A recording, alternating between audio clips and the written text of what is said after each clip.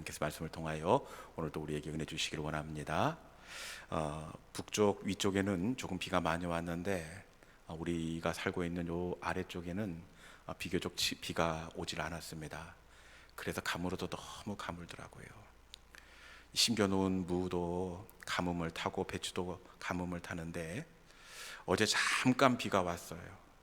네, 뭐 충분히 넉넉하지 않은 비가 이렇게 내리지 않고 잠깐 비가 왔는데, 여러분 비를 맞고 안 맞고는 이 적은 양이지만 완전히 차이가 있더라고요. 여러분, 적은 비지만 비를 맞고 난 배춧잎은 그 전에 배춧잎과 완전히 달라집니다. 여러분, 우리도 마찬가지인 줄로 믿습니다. 적은 하나님의 은혜이지만 이 밤에 약속한 성령의 단비를 맞을 때에 우리의 삶은 완전히 달라진 어제와 오늘로 구별되게 될 줄로 믿습니다. 이 시간 말씀의 단비가 우리를 적심으로 말미암아 다시금 싱그러움으로 푸르름으로 이렇게 변화되는 이 저녁 이 밤 될 수 있기를 주님의 이름으로 축원합니다. 지난주에 우리는 바울이 로마 감옥에서 에베소 교회로 보내는 옥중 서신을 함께 나누었습니다. 에베소 교회가 정말 힘든 가운데 있습니다. 밖으로는 감당하기 버거운 이 믿음에 대한 박해와 핍박이 있어요. 얼마나 믿음 생활한다고 박해를 하는지. 밖으로는 이런 박해와 핍박이 있었고, 그리고 안으로는 이 낙심과 좌절과 실망이 있습니다. 그것은 에베소 교인들이 투옥된 바울 목사님이 풀려나기를 밤낮으로 기도하고 금식하면서 기도하는데, 오히려 풀려나는 것이 아니라 더 굳게 닫힌 로마 감옥으로 이송되고 말았습니다. 밖으로는 박해가 있지, 안으로는 바울 목사님이 풀려날 기미가 보이지 않지. 하나님께서 우리를 거절하는 것 같아서 낙심이 되고 말았습니다. 좌절이 되고 말았습니다. 이런 상황을 알고 있기에 바울이 어떤 기도를 드려야 되겠습니까? 여러분, 당연히 박해와 낙심을 당한 성도들을 하나님 위로하여 주십시오. 격려해 주십시오. 그것도 아니면 박해를 가하는 그 대적들에게 벌을 내려 주십시오. 그들이 물러가게 해 주십시오. 이렇게 간구해야 되는 것 아닙니까? 그런데 에베소 교회에 보면은 바울이 기도도 참 예쁘게 하죠. 무릎을 꿇고 간절히 비오니. 여러분, 다른 이 성경에서는 바울이 이렇게 기도한 모습을 한 번도 표현한 적이 없습니다. 그런데 유독 에베소서에서는 바울이 기도하는 모습을 보여주고 있습니다. 무릎을 꿇고 간절히 기도하노니 무엇을 기도하고 있습니까? 그것은 그리스도의 사랑이 얼마나 풍성한지를 알게 하소서. 동문서답 같아요. 문제는 박해와 그리고 낙심입니다. 그러면 박해와 낙심된 마음을 위로해 주시라고 기도해야 될 터인데, 바울은 동문서답 같아요. 그리스도의 사랑의 깊이가 얼마나 깊은지, 그 넓이와 길이와 높이를 알게 하옵소서, 이렇게 기도하고 있습니다. 왜 문제와 영 상관이 없는 기도를 드리고 있는 것처럼 보여집니까? 그것은 예수 그리스도의 사랑을 아는 것이 신앙의 뿌리가 되기 때문입니다. 측량 못할 그리스도의 사랑의 넓이와 깊이와 높이와 깊이를 아는 사람은 여러분, 박해도 이길 수 있습니다. 응답되지 않고 거절된 그 기도 가운데에서도 견딜 수가 있습니다. 그리스도의 사랑은 믿음의 뿌리입니다. 그리스도의 사랑을 아는 사람은 시험을 이기고 바람을 견뎌낼 수 있기 때문에 그렇습니다. 우리가 어려워하고 버거워하는 이유가 어디에 있습니까? 우리는 문제가 커서, 상황이 곤란해져서 내가 지금 마음이 어렵다 이렇게 생각할 수 있는데, 여러분, 그것은 표면적인 모습이고 진짜는 예수 그리스도의 사랑, 예수의 십자가가 희미해졌기 때문입니다. 이 시간 측량 못할 그리스도 예수의 십자가의 사랑이 마음에 다시 새겨지는 우리 모든 믿음의 권속들이 될 수 있기를 주님의 이름으로 축원합니다. 오늘 본문은 바울이 고린도 교회에 보내는 고린도 후서 두 번째 편지입니다. 두 번째 편지가 시작된 지 얼마 안 되자 바울은 바로 이 아시아에서 당했던 환난 이야기를 끄집어내고 있습니다. 아시아에서 당한 환난. 이 아시아는 바울이 3차 선교의 중심으로 삼았던 에베소 교회를 의미합니다. 그러니까 아시아에서 만난 환난은 어디에서 만난 환난입니까? 에베소에서 당한 환난을 의미합니다. 우리 본문 8절의 말씀을 통해서 에베소에서 어떤 환난을 당했는지 우리도 같이 한번 들어보도록 하겠습니다. 8절입니다. 자, 시작. 형제들아, 우리가 아시아에서 당한 환난을 너희가 모르기를 원하지 아니하노니 힘에 겹도록 심한 고난을 당하여 살 소망까지 끊어지고. 아멘. 에베소에서 당한 환난을 너희가 모르기를 원하지 아니하노니. 참 말 어렵게 하죠. 아니, 에베소에서 당한 환난을 너희가 모르기를 원하지 아니하노니. 모르기를 원하지 아니하노니. 그냥 에베소에서 내가 당한 환난을 너희가 알았으면 좋겠다, 이렇게 하면 되는데 말을 참 어렵게 합니다. 여러분, 바울이 고린도 교인들이 알았으면 하고 소개하는 에베소에서 만난 환난, 이 환난이 어떤 환난일까요? 아쉽게도 본문에 어떤 사건이 있었는지 언급되어 있지 않습니다. 그런데 학자들 사이에서도 언급되어져 있지 않기 때문에 에베소에서 당한 환난이 무엇인지 의견이 분분합니다. 어떤 학자들은 에베소에서 만난 이 환난이 그 에베소에서 당했던 그 은장색 데메드리오의 박해일 것이다. 그때 그 바울이 복음을 증거하면서 에베소 도시 전체가 성시화되면서 우상을 누가 사겠습니까? 그래서 우상을 만들어 파는 사람들이 자신들의 업이 천하여지고 이렇게 먹고 살 길이 막막하다 보니까 바울을 박해했는데 에베소에서 당한 환난이 그들의 박해일 것이다, 이렇게 이야기하는 학자도 있습니다. 그리고 어떤 학자들은 바울이 가지고 있었던 지병, 이 육체의 가시가 갑자기 심각해져서 생명의 위협을 받게 되었을 것이다, 이게 에베소에서 당한 환난이다, 이렇게 이야기를 합니다. 무슨 사건을 의미하는지는 알 수 없지만 우리가 알 수 있는 분명한 한 가지는 바울의 표현을 볼 때 이 환난이 보통의 환난이 아니라는 것을 확인할 수가 있습니다. 이 봉독한 8절 중반 이후에 보니까 힘에 겹도록 심한 고난이라, 이 환난을 힘에 겹도록 심한 고난, 이렇게 이야기하고 있습니다. 이 헬라어 원어를 보니까 에바레테멘, 이렇게 되어 있습니다. 힘에 겹도록 심한 고난.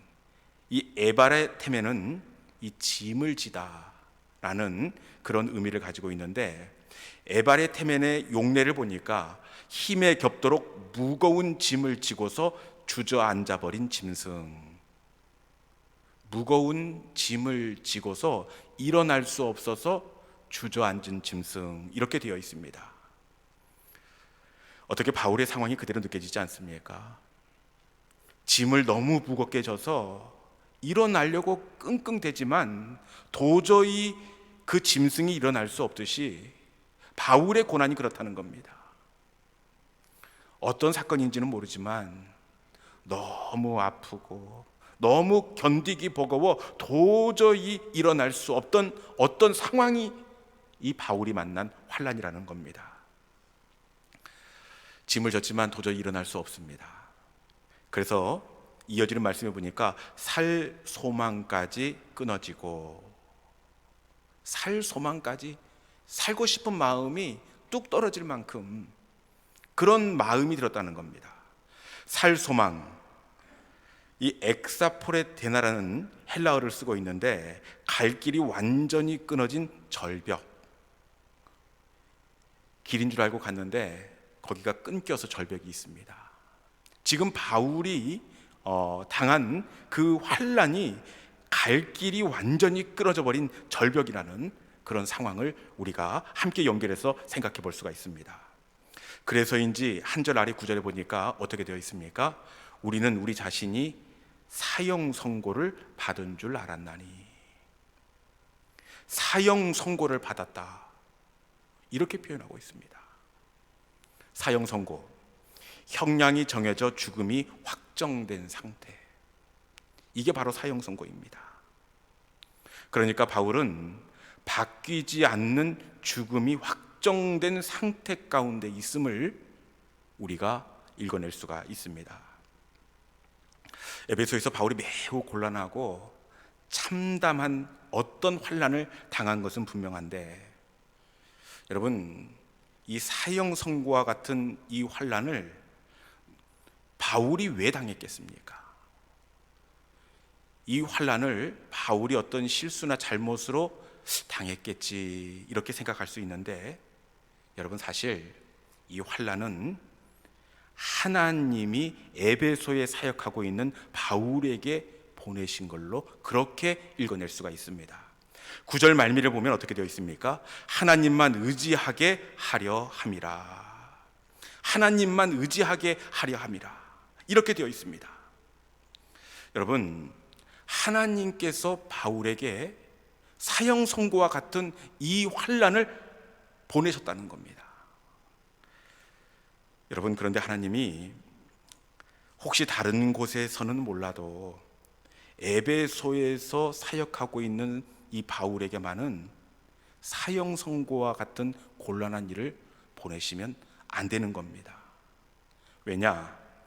에베소에서 바울의 사역은 다른 곳에서 비교할 수 없는 사역의 열매들이 막 연걸어가고 있는 그런 곳이기 때문에 그렇습니다. 다른 곳에서는 목숨을 걸고 씨를 뿌리지만 열매가 없습니다. 그런데 에베소는 다릅니다. 오히려 그렇기에 바울이 수고한 것 이상의 어떤 힘을 더해 주시고 은혜를 주셔야 그 열매들이 결실하게 될 것입니다. 여러분, 에베소에서 이 성령님이 얼마나 강하게 역사하시던지 에베소 도시 전체가 복음으로 뒤집어지는 역사가 일어났습니다. 모든 도시가 회개하고 하나님께로 돌아오자 이 점치는 마술사들, 이게 일이 들어오겠습니까? 이 점쟁이 마술사들이 장사가 안 되니까 마술책을 불태우고 회개하고 돌아올 정도가 되었습니다. 그뿐만 아니라 도시 전체가 성시화되자 우상을 생산하는 공장들이 문을 닫아버렸습니다. 그리고 이 에베소에서 기독교 역사상 첫 번째로 두란노 서원, 신학교가 세워져서 선지 생도들을 왕성하게 이렇게 양성하고 있습니다. 이런 상황이라면 하나님이 어떻게 해야 합니까? 하나님이 쏟아부어 주셔야지요. 부흥을 더해 주시고 더 잘 감당할 수 있도록 넉넉한 은혜를 주셔야 합니다. 그럼에도 불구하고 하나님이 어떻게 하십니까? 힘에 겹도록 심한 고난, 짐을 짊어진 짐승이 일어날 수도 없듯이 바울에게 감당할 수 없는 한계를 뛰어넘는 고난을 주셨습니다. 여러분, 이때 바울의 심정이 어떻겠습니까? 에베소에서 막 열매가 맺혀지기 직전인데 하나님께서 사형 선고와 같은 그런 환난을 보내셨습니다. 이때 바울의 마음이 어떻겠습니까? 하나님, 해도 너무 하시는 것 아닙니까? 그동안 제가 어떻게 살았는지 아시잖아요. 복음을 위해서 정말 그 누구보다도 열심히 살지 않았습니까? 그런데 다른 것도 아닌 사형 선고라니요. 도대체 어떻게 하시라고 저에게 이런 선고를 하십니까?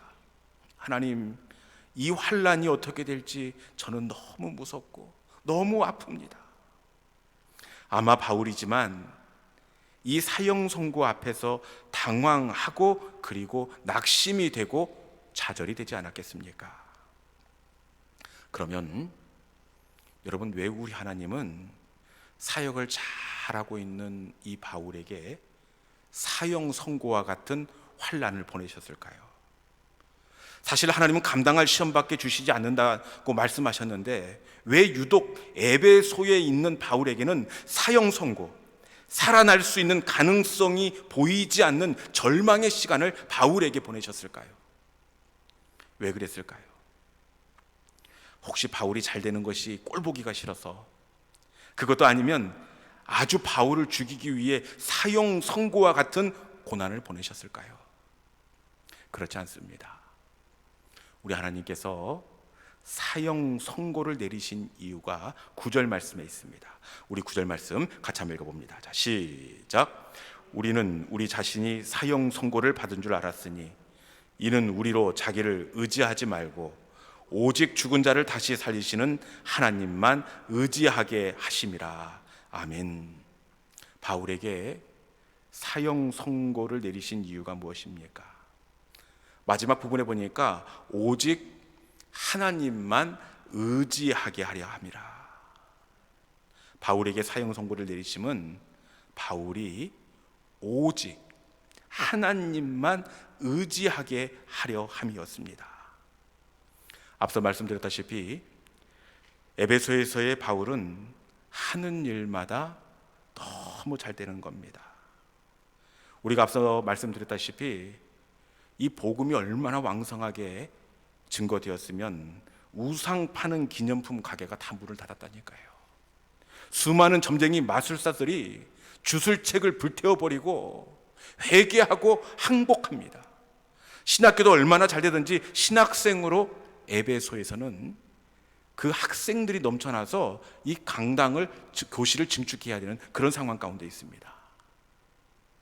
더욱이 이 에베소에서는 어떤 일까지 일어났느냐, 이건 말씀을 통해서 한번 같이 읽어봐야 될 것 같아요.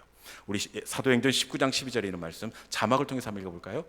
자, 심지어, 자 시작. 심지어 사람들이 바울의 몸에서 손수건이나 앞치마를 가져다가 병든 사람에게 얹으면 그 병이 떠나고 악기도 나가더라. 아멘. 에베소에서 심지어 어떤 일이 일어났습니까? 바울이 이 바빠서 신방 가지 못하면 이 주머니에서 손수건을 꺼내서 주는 겁니다. 그리고 그 손수건이나 집에서 이게 손 닦는 그 앞치마를 들려서 보내면 심지어 그 사람에게 손수건을 얹을 때 병자가 낫는 겁니다. 이 앞치마를 얹으면 흉악한 귀신이 떠나가는 겁니다. 에베소에서 바울의 사역이 잘 돼도 너무 잘 됩니다. 여러분, 이러니 바울이 어떻게 되었겠습니까? 우리가 읽은 말씀을 보니까 하나님만 의지하게 하렵니다. 하나님만 의지하게 하렵니다. 바울은 자신의 일이 너무 잘 되고 잘 되니까 하나님의 손을 놓고 말았습니다. 든든하게 붙들었던 어렵고 힘든 시간에 하나님을 꽉 붙잡았던 그 손에 힘이 빠지게 되었습니다. 하나님보다 자신의 경험을 의지하고 자신과 함께 동역하는 동역자를 더 의지하게 되었습니다. 그렇기에 하나님은 감당할 수조차 버거운 사형 선고를 보내셨던 겁니다. 여러분, 사형 선고를 받게 되자 바울이 어떻게 되었습니까? 하나님만 의지하게 하심이라. 바울은 하나님만 의지하게 되었습니다. 사형 선고와 같은 내가 일어설 수도 없는 그 짐을 짊어질 때 바울은 오직 하나님만 의지할 수밖에 없었습니다. 하나님, 이제 보니 이 상황 가운데서 제가 할 수 있는 것이 아무것도 없습니다. 막상 사형 선고를 받고 나니 내가 중요하게 생각했던 모든 것이 물거품에 불과하다는 것을 알게 되었습니다. 주님의 은혜가 아니고는 일어설 수도 없고 걸을 수도 없는 연약한 인생입니다. 바울은 도저히 감당할 수 없는 고난 앞에서 자신이 주인 삼은 모든 것을 내려놓고 다시 하나님의 손을 붙들었다는 사실입니다. 여러분, 고난은 내가 주인 삼은 모든 것을 내려놓는 시간입니다. 고난은 천부여 의지 없어서 내가 하나님께 두 손 들고 항복하는 시간입니다. 이 고난이 아니고는 내가 온전히 하나님을 의지할 수 없기에 하나님은 사형 선고와 같은 고난을 통해 마침내는 나를 부인하고 하나님만 의지하도록 만드시는 분이십니다. 여러분, 바울이 나를 부인하고 주님만을 의지할 때 하나님께서 어떻게 하십니까? 우리 10절에 있는 말씀은 우리 성경책을 가지고 같이 한번 읽어봅니다. 자, 시작. 그가 이같이 큰 사망에서 우리를 건지셨고 또 건지실 것이며 이후에도 건지시기를 그에게 바라노라. 아멘. 오직 하나님만 의지할 때 하나님이 어떻게 하십니까? 큰 사망에서 우리를 건지셨고, 여러분, 사망은 사망인데 어떤 사망입니까? 큰 사망입니다. 나를 부인하고 나의 연약함을 인정하고 두 손 들고 항복할 때 하나님은 큰 사막의 자리에서 바울을 건져 주셨습니다. 사형 선고와 같은 시간을 만나게 하심은 건지시는 하나님을 경험하고 이후로도 오직 하나님만 의지하게 하시기 위함이었습니다. 여러분, 인생을 살다 보면 정말 사형 선고와 같은 예상치 못한 고난을 만날 때가 있습니다. 그때에는 낙심과 원망 대신에 나를 부인하고 전적으로 하나님만 붙들 수 있기를 바랍니다. 천부여 의지 없어서 하나님께 국류를 구할 때 하나님은 바울을 사망에서 건져주셨듯이 우리도 건져주시는 하나님이 되시는 줄로 믿습니다. 전에 사역하던 교회에 이제 시운을 막 넘기신 젊은 여자 집사님이 계셨습니다. 어느 날 멍울이 가슴 쪽에 잡혀서 좀 찝찝하니까 병원에서 초음파를 이렇게 검진을 했습니다. 검진 결과 모양이 조금 변형이 있는 것 같다, 세포가. 그래서 조직 검사를 하는 게 좋을 것 같다. 그래, 그날 선생님의 권유대로 조직 검사를 하고 왔습니다. 여러분, 이 조직 검사라는 게 별것 아닌 줄 알지만 괜히 기다리는 사람은 그 시간이 얼마나 힘들고 초조하고 걱정이 되는지 모릅니다. 그러다가 시간이 되어서 예약된 그 시간에 선생님을 만났는데 선생님이 대뜸 하시는 말씀이 암입니다, 이러는 겁니다. 네? 암이라고요? 여러분, 정말 상상도 못하고 생각도 못했는데 갑자기 암입니다. 이게 그 집사님에게 내려진 사형 선고가 아니면 무엇이겠습니까? 어렵고 힘들었지만 다니시던 직장을 휴직하고 수술하시고 그리고 오랜 시간 동안 고통스러운 항암의 과정을 잘 마쳐서 건강을 금방 회복할 수가 있었습니다. 예후가 좋아서 다시 직장에 복직을 해 이렇게 직장에 나아가시는데 그 6개월마다 정기 검진을 하게 되어 있습니다. 첫 번째 정기 검진은 무사히 넘어갔습니다. 그런데 1년 되던 해에 이렇게 행했던 그 정기 검사에서 초음파 상으로 암일 가능성이 있습니다. 그래서 MRI 촬영을 해서 판독을 해야 되는데 제가 보기에는 99% 암이 재발한 것 같습니다. 이런 이야기를 하는 겁니다. 여러분, 한 번의 암 선고도 정말 괴롭고 어려웠는데 1년 만에 다시 암일 가능성이 99%입니다. 이 이야기 안 들어본 사람은 몰라요. 이게 바로 사형 선고입니다. 여러분, 병원에서 2차 이상 소견이 있다, MRI 사진을 찍고 판독 결과를 다음 주 월요일 날 확인하여 가야 한다. 이런 상황 가운데서 집사님께서 카톡을 이렇게 보내고 왔습니다.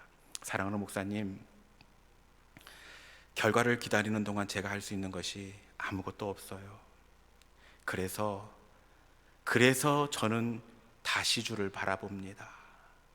내가 할 수 있는 것이 아무것도 없기에 오직 하나님만 의지합니다.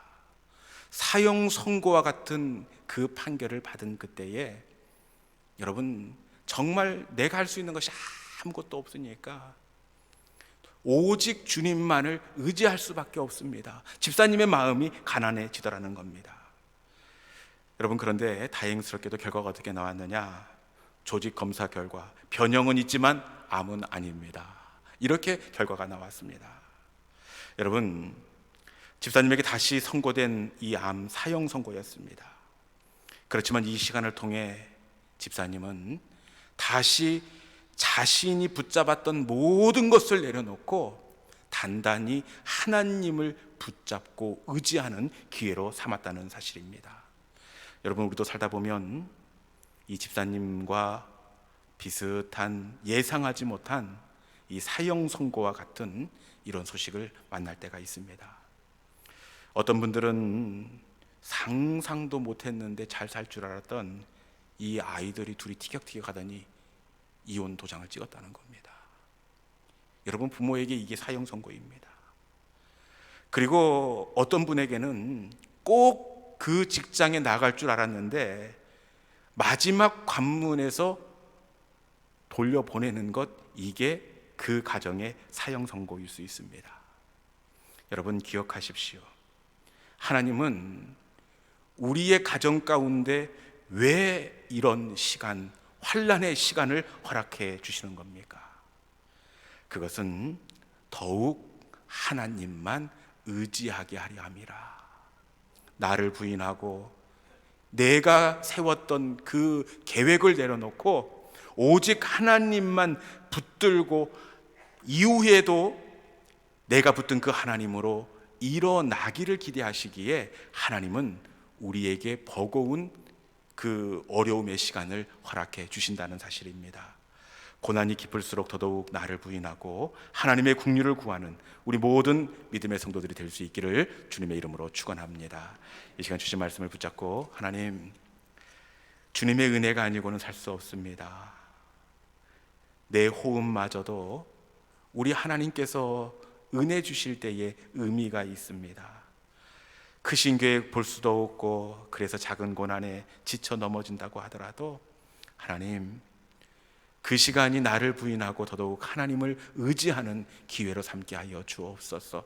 내가 주를 의지할 때에 바울이 살아계신 하나님을 만나고 간증의 사람으로 다시 이렇게 변화되었듯이, 하나님, 내게 닥친 이 곤란의 시간, 환난의 시간이 나 역시 살아계신 하나님을 만나는 그런 영적인 만남의 자리가 되게 하여 주옵소서. 주님, 주님의 은혜 주시면 이 시간도 넉넉하게 견디고 이길 수 있습니다. 주님 은혜를 내려 주옵소서. 우리 주신 말씀을 마음속에 새기고 오직 예수뿐이네 우리 함께 찬양하도록 하겠습니다.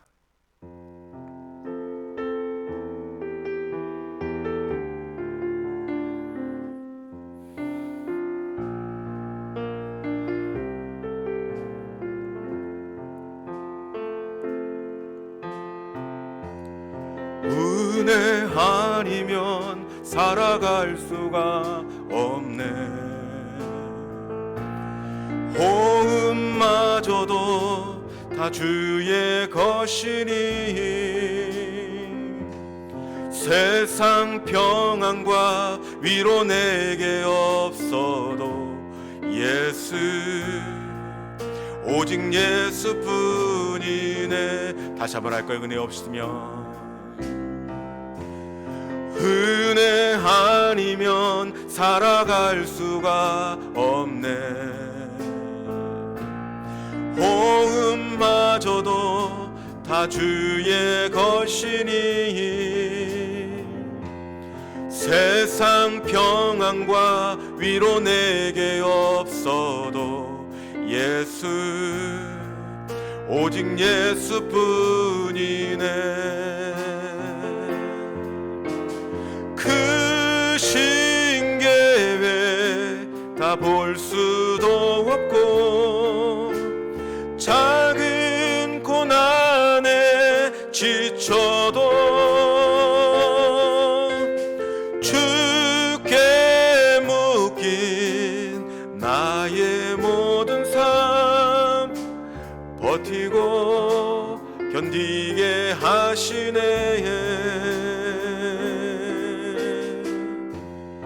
은혜 아니면 살아갈 수가 없네. 나의 모든 것 다 주께 맡기니 참된 평안과 위로 내게 주신 주 예수, 오직 예수뿐이 크신 계획 다 볼 수도, 크신 계획 다 볼 수도 없고, 작은 고난에 지쳐도 주께 묶인 나의 모든 삶 버티고 견디게 하시네. 은혜 아니면 살아갈 수가 없네. 나의 모든 것 다 주께 맡기니 참 평안과 위로 내게 주시니 예수, 오직 예수뿐이네.